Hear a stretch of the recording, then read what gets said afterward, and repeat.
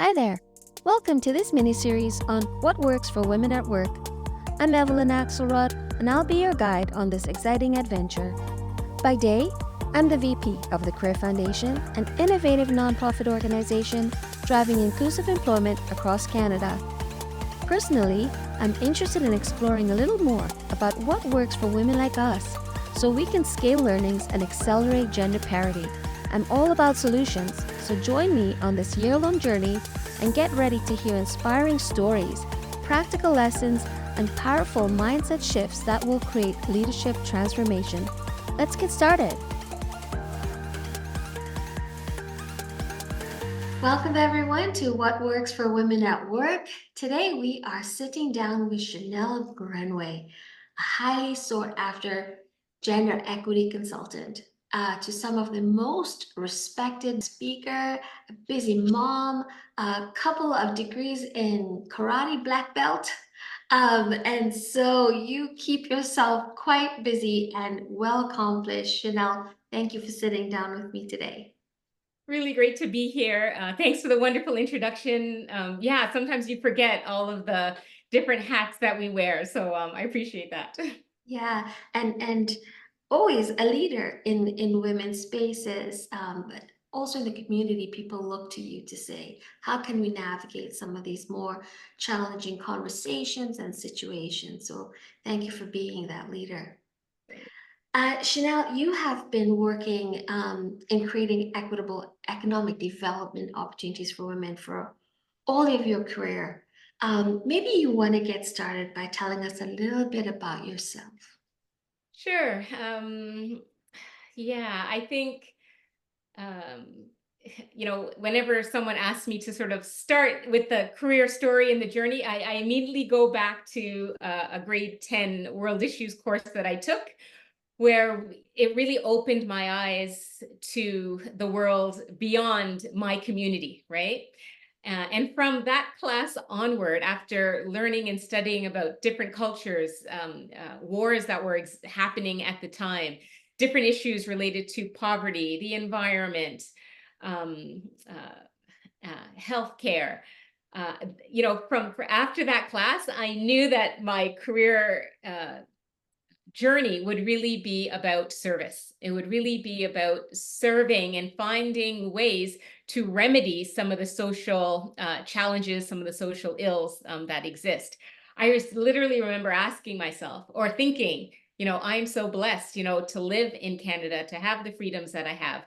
How come there's another, young Black girl, be it in the Caribbean, in Africa, in Asia, that doesn't have my experience? And how come, seeing their life and their, totally different experience, why does that have to be? So that was really the early inclinations to what led me to equity work. From there, yeah, so I did a degree in peace and conflict studies with a minor in Caribbean studies and women's studies. That's what it was called at the time, in terms of education. And then, luckily I was able to get a job in international development and really grew a lot and learned a lot about what was happening in terms of international development and how Canadian policies impacted, and in particular the aid policies impacted other countries. Some good learning, some, it was a time where I think again we started talking about, what does that power dynamic look like when you are talking about international aid, but it was early conversations. After doing that for a few years, I realized again that there's a lot of social ills right in my own backyard, and I just wanted to get closer to the work. So I applied for a job at the Canadian Women's Foundation. Again, so much aligned with my values around equity in terms of women's equity, that it was almost like a no-brainer. Like I really, I knew even, before going in there that that's the place where I wanted to sort of carve out my next career or my next impact. I signed a 1-year contract, which I'm always amazed at. And I take pride in the fact that I took the risk in terms of going from a full-time, stable, quote unquote, stable job, in terms of job security, to a 1-year contract. And best decision I ever made. That 1-year contract turned into a 14-year, really wonderful career, learning opportunity and place for me, again, to create some impact in terms of women's equity in Canada.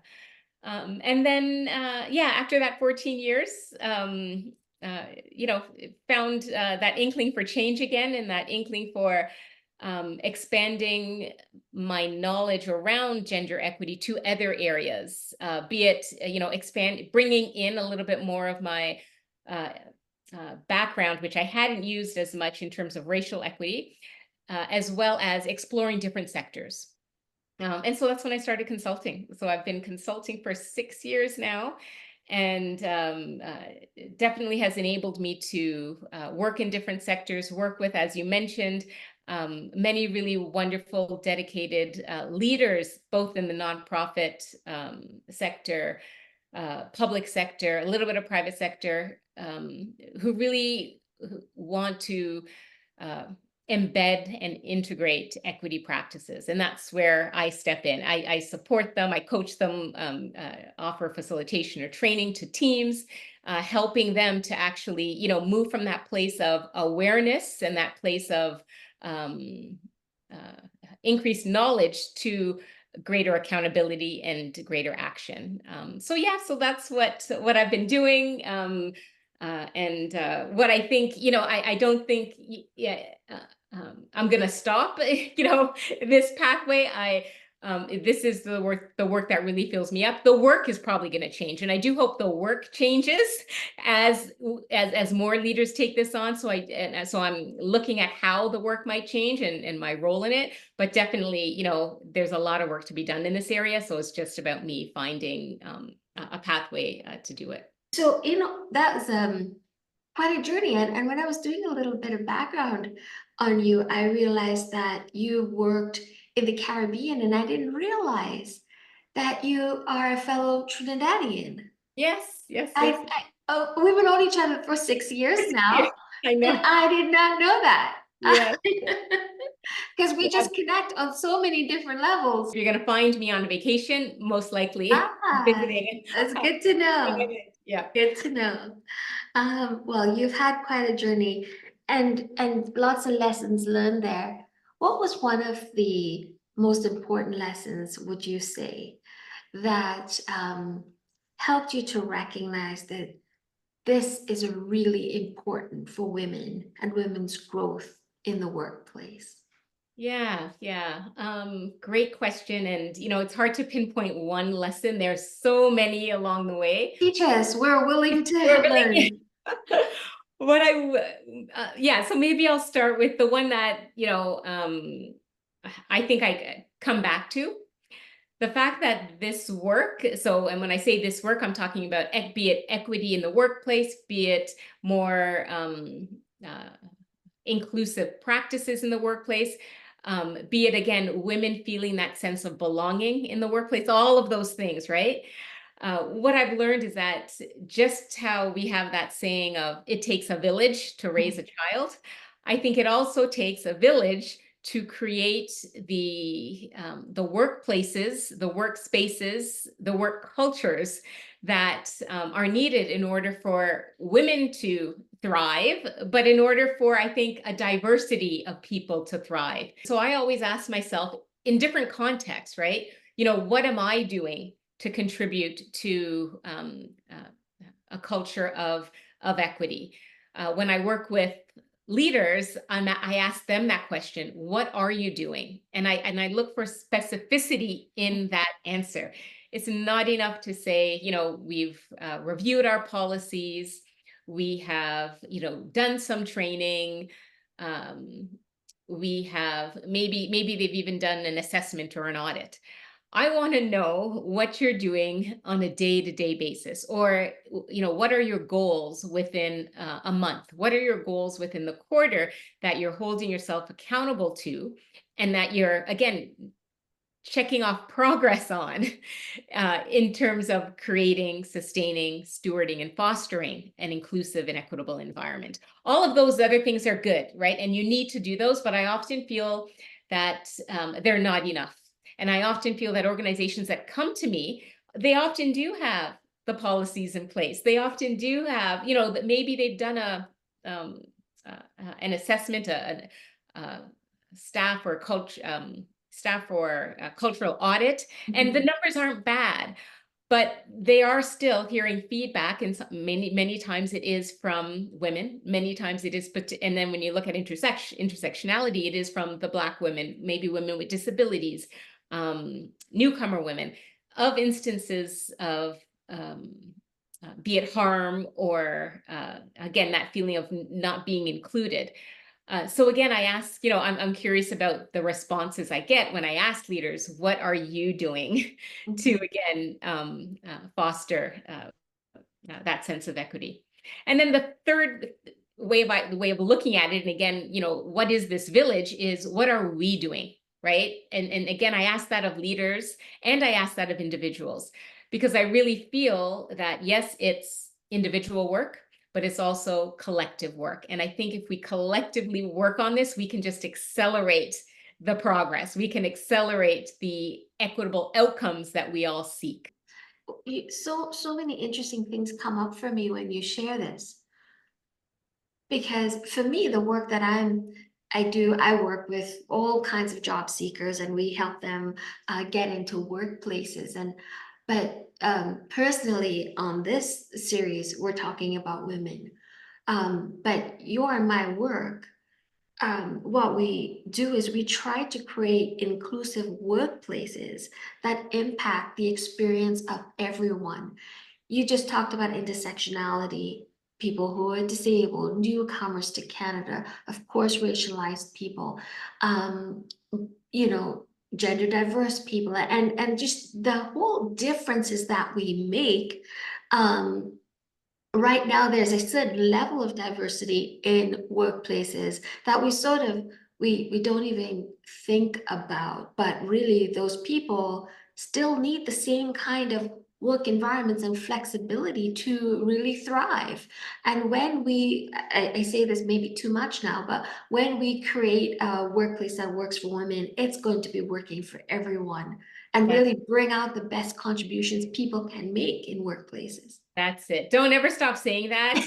No, it's true, because I don't think enough people really recognize that and understand that. So I still will be in conversation, specifically talking about gender equity, and sometimes it will be talking specifically about women, or sometimes it might be, again, women and gender diverse people. And someone will raise their hand and they're saying, why are we starting here? Why, and so I think the explanation that, yes, if you start looking at the unique needs and experiences of women and gender diverse people, you're actually, again, opening up the conversation. Sometimes I share the example of the creation of slanted sidewalks. That's probably a really easy one, where again, they were designing, maybe, and I don't know who designed it or how it came about, but maybe they were designing for people in wheelchairs. Well, look at how many other people benefit from that slant in the sidewalk. Elderly people who are walking with a cane, mothers who are walking with strollers, maybe people who are have sight impairments, right? There are so many other people that benefit. So again, when you design with, again, the most marginal or excluded groups in mind, you're again, designing for intersectionality. Again, if you do it, if you're asking those questions. You've been in rooms where you've had difficult conversations with leaders in your own career as an employee, but also as a consultant. I wonder, because I'm really interested in the mindset shifts that people make that help them to remove obstacles along their way. Can you share any of those that you've observed for yourself? For me personally, my own, I am also, like everyone else, I think, is work. I am also working on, personal mind Mhm. shifts, right? So for me, I remember when I was leaving one of my jobs, and uh, my supervisor sat down and he said, just one piece of advice for you, Chanel. Um, uh, Recognize and add more value to your unique experience and your voice. That's what was the advice. Basically, he was telling me I need to speak up more. I need to put my Mm. hand up more. I need to engage more. And he, the way he said it was very, it was in a very encouraging way.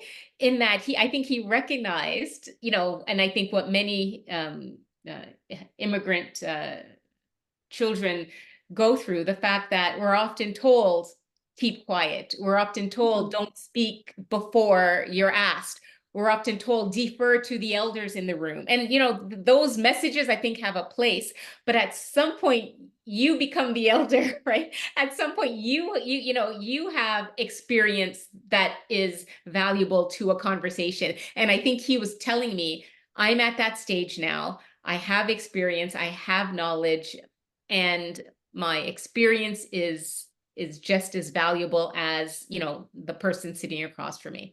And so I heard that message and I started practicing it. But Eve, I'm still practicing that. Mm. And my default is empathy. My default is creating space for others. My default is putting others first. So that's why that's going to be ongoing work for me. It totally is, because I want to learn about you. I want to hear your story, and I want to hear it before I share mine.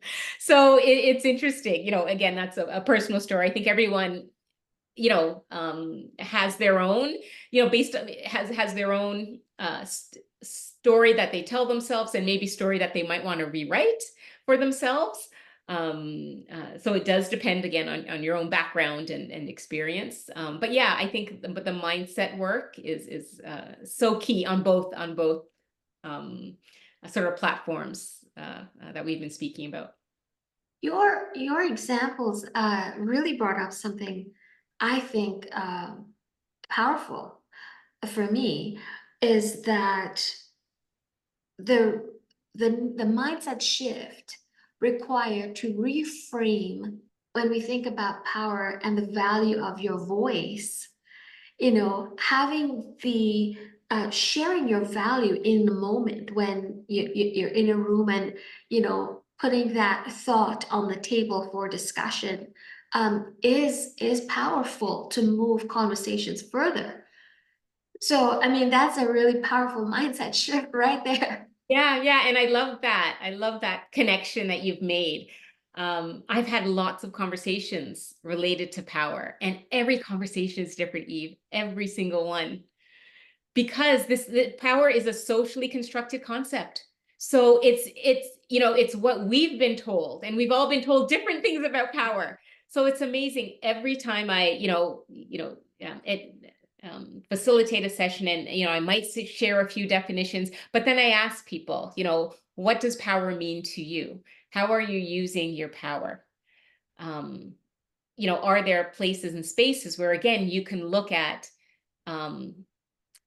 where you have power over, where Mm. you're exercising power with, right? Where you might be empowering, right? And so I think, and sometimes, and that's where, again, for anyone who's resistant to discussing power, I think they're only thinking about this one type of power.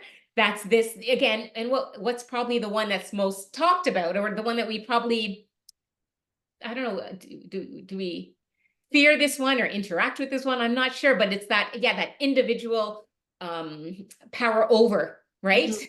Yeah. That's the one, right? But there's so many other ways that we can look at power. And if more of us started to look at power in a different way, the fact that you can use your power for good, the fact that decentralizing power doesn't mean you're giving up your agency. It doesn't mean you're giving up your influence. No, right?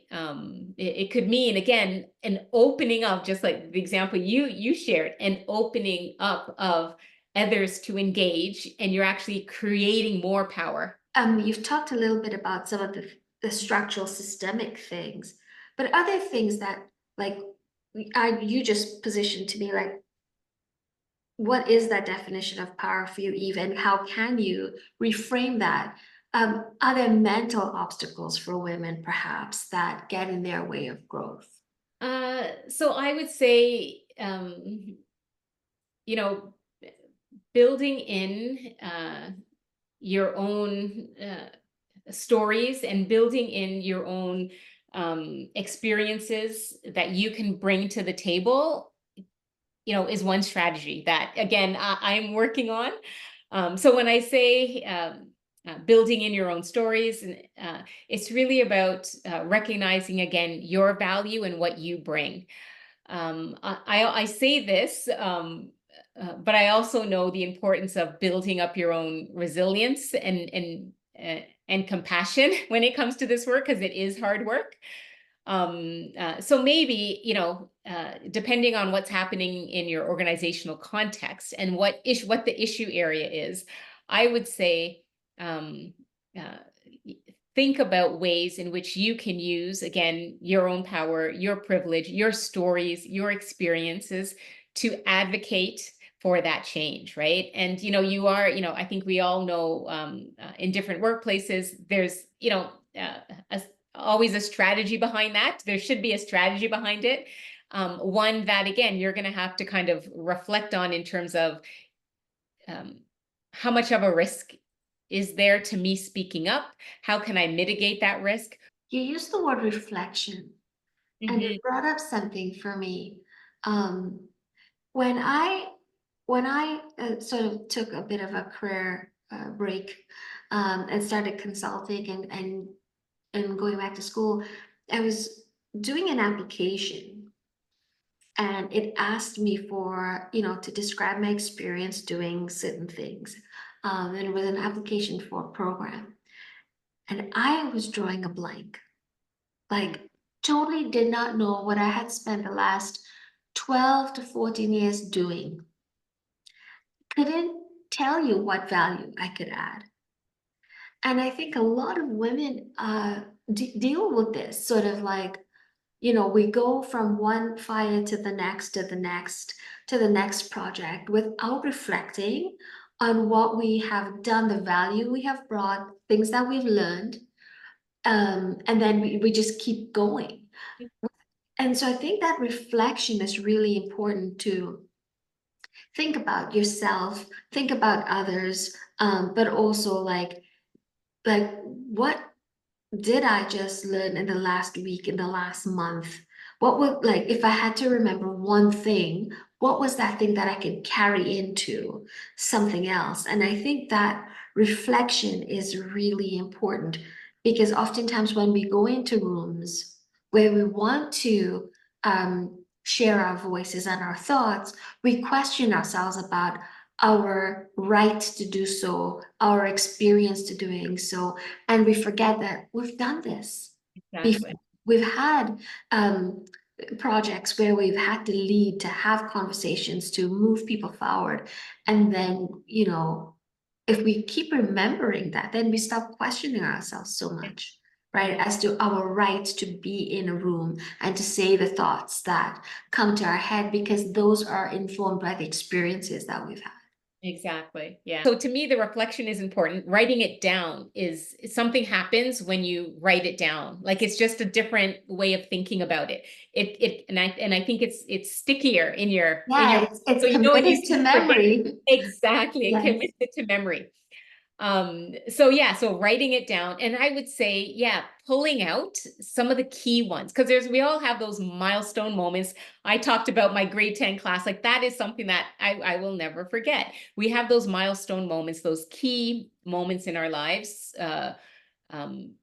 where, again, I think writing them down, looking back at them, I think it can build our own sense of value and accomplishment. And yes, this is important. And like you said, I can share this. My experience is of value. So yeah, so for me, you're reminding me I need to go back and do that, right? Like I think I have done that at different points in my life, but to be honest, I haven't done that recently. And I think I think it's a good exercise to probably do, every couple of years. Yeah. Yeah. And I wonder if it's a practice around leadership too, like, you know, the writing and the thinking through. One of my challenges for myself is taking the time to think. Yes. Yes. Because I mean, that's where the work is. Oh, I That's where know. the work is, Exactly. right? Yeah, yeah. And that goes Yeah. back to the whole idea of the status quo and the default, right? I don't think, even in our education system, we were not given enough time to think. It was kind of like taught a lesson, absorb that lesson, here's the test. Or maybe a discussion, here's the test, on to the next, right? When did we, not unless, maybe in postdoc studies, yes, you do have time to think, but really most of our education, it was go, go, go. Most of our work is go, go, go. I've had many, many discussions about, in many roles, how do we build in that time to pause and think and reflect together, right? And I think, again, it's good to do it individually, but again, so much can happen when you do it collectively. Yeah, Yeah. because I think you answered my next question, which was leaving us with some last thoughts. But you know, I start sharing these resources at the end of my videos now, and I just put a link. But I really want to get into some of the resources themselves. And I'd love if you could share one of your favorite resources that's specific to this topic. Yeah, so it's specific to this topic in a slightly indirect way. So it's a book that I read when gosh, when I want to get fired up, which I know might sound a little weird in this world of there's lots of fires going on. But sometimes if I want to really remind myself of why I'm doing this and Mm. why I'm engaged in this work and engaged in this hard work, I will read, and I always have it handy, I will read Carolyn Criado Perez, Invisible Women. Oh, wow. I will read this book, and sadly, it's a thick book, almost 300. She has a lot of footnotes, so but 290, so yeah, pretty much over 300 pages of, sadly, examples where the lives of women were not considered in the design of, again, services we use, programs we interact with, jobs that we have. So it's really about data bias and how, again, those with the power and who continue to hold the majority of the power, because of that lack of diversity, because of the lack of women in those positions. So again, I read that book and I'll refer to it when I want to remind myself of there's a lot of work that needs to be done. And if not me, who? So I'll share that resource, and the other one. So this one will fire me up. The one that will actually, again, sort of calm me down and again help to build my resilience is this book by Adrienne Maree Brown called Holding Change. And because I'm a facilitator in this space, this book is about facilitation in emergent work. So again, work that's messy and uncertain and complex and filled with feelings, which is which is the work that we're doing, right? And so you'll see I have lots of Post-it notes there because there's just great quotes that ground me and great tools and tips that I can use. But thank you for sharing that with us. I'm going to link it at the bottom of our video so our viewers could check it out. And all of the things you shared, Chanel, tell us how people can get in touch with you. Right. Yeah. So LinkedIn, I'm on LinkedIn, Chanel Grenaway. And I'm also, I have my website, which also has my LinkedIn and my Instagram addresses there. My website is chanelgrenaway.com. So yeah, would love to connect with anyone interested in this work, or again, women who are, again, interested in the conversation and may be interested in becoming, advocates for other women in the workplace. Thank you. Thank you. You're always so supportive, Chanel. So we're going to link your LinkedIn and your website Great. at the bottom for folks as well, so they can contact you directly. So thank you so much for joining us today. Great conversation. And you shared so much. I hope folks will take away all of the gems that you shared. And so I hope folks women are listening in, really starting to action some of the things that you're learning from the series. Hope it's helpful to you and your leadership career. And until next time, stay well, and we'll talk soon.